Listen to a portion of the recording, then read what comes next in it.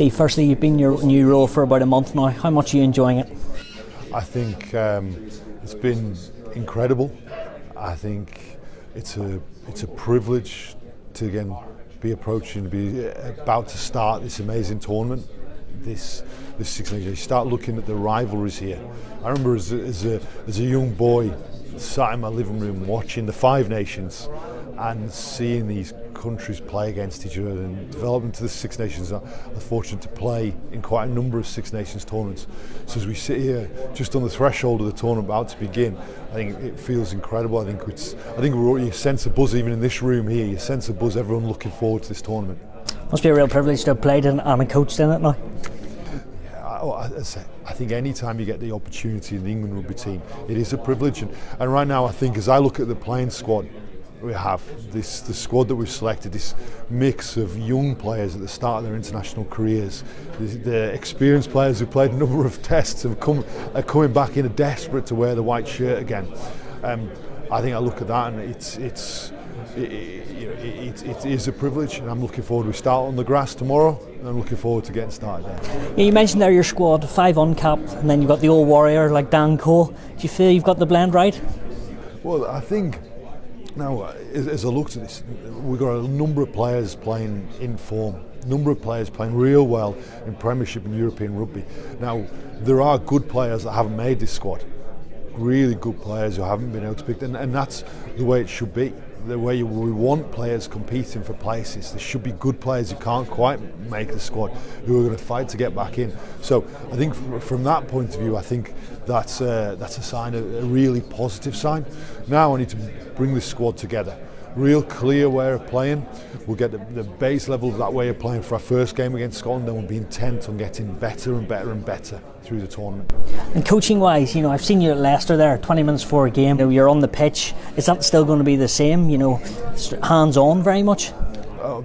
Very much so. We want to make a big difference to this team, and all the coaches. So we can't wait to be working with them. Now, I think we've got an exciting group of players. I think we've got a fantastic leadership team, and I go back again to this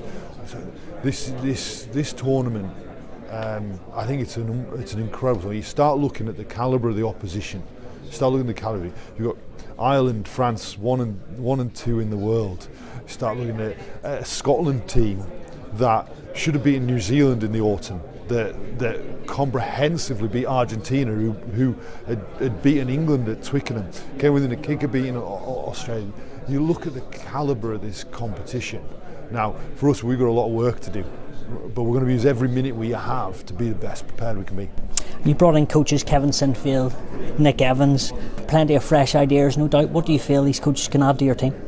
Well, I think you start looking at Nick's track record and the way teams that play and attack under Nick Evans' coach, it's an exciting brand of rugby.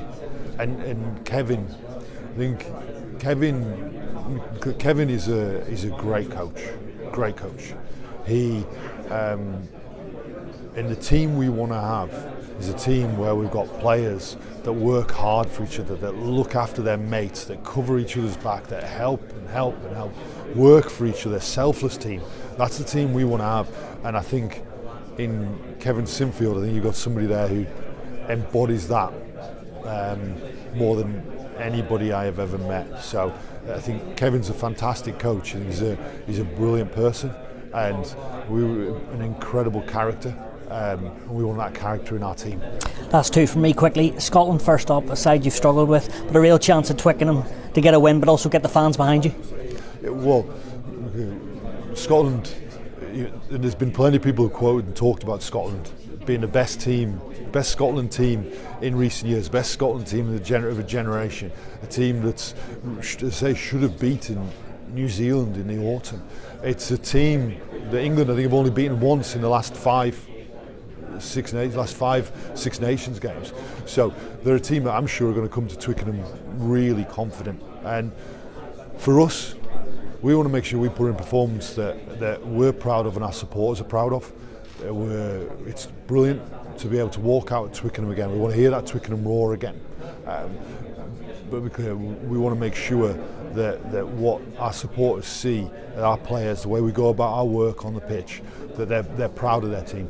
Definitely. And lastly, do you feel ahead of the World Cup in 8 months' time you can get your message across to firstly try and win this championship, but also try and win the World Cup?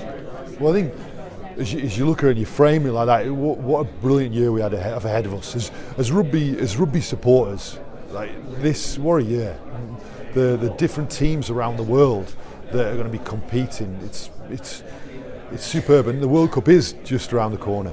And right on the horizon is the Six Nations, and we will be having a clear philosophy that every game matters. So yes, the World Cup's not too far away, but we're gonna focus on our first game against Scotland, and then we want to get better for our second game. We'll get better for our third game, better for our fourth game. If we keep that approach, I think the future will take care of itself. Brilliant. Thanks so much for your time. Thank you.